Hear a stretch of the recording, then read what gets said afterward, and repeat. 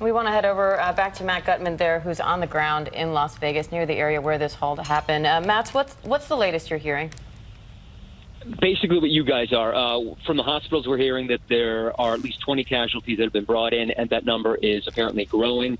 Again, no confirmation yet that the shooter or shooters are down or that they have been located. It's still an active shooter situation. That doesn't mean that there is an active shooter still on the ground, but it does mean that there's a suspicion that the situation is not yet battened down. Now, just listening to that video, I've spent the better part of a decade in the Middle East, and I've embedded a lot.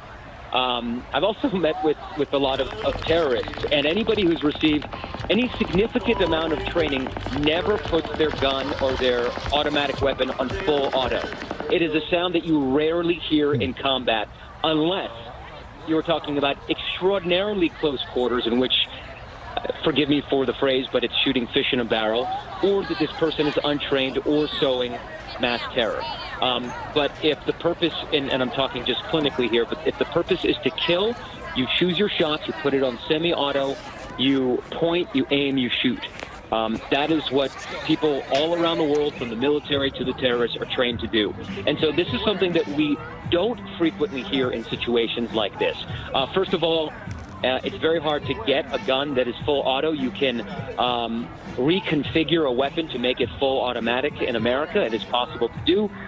There are certain licenses that you can get in order to buy a weapon that is fully automatic.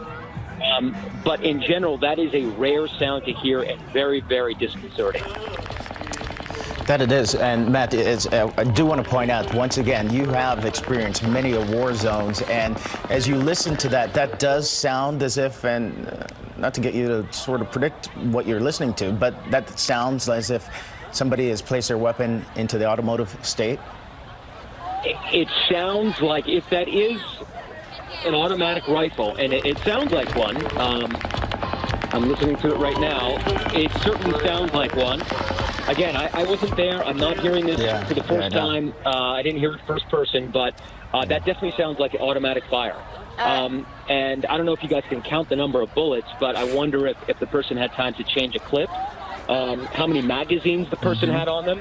But if they're shooting on full auto, you can rest assured it is extremely likely that that person brought multiple magazines with them and had a tremendous or significant amount of ammunition, and we seem to be, the casualties seem to bear that out, at least right now. And we know that it is possible that there was more than one shooter involved in this as well, so that situation is still unfolding.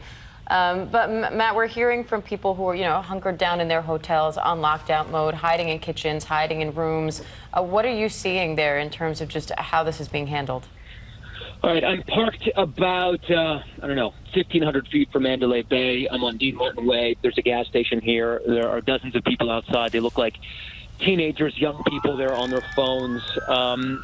It doesn't seem to be chaos here at the moment, but people seem to be bewildered. They're in their going out outfits. High heels, short skirts, guys in T-shirts and jeans.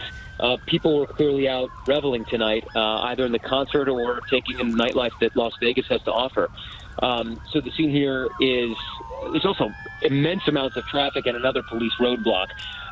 So it's impossible to get to the Strip right now.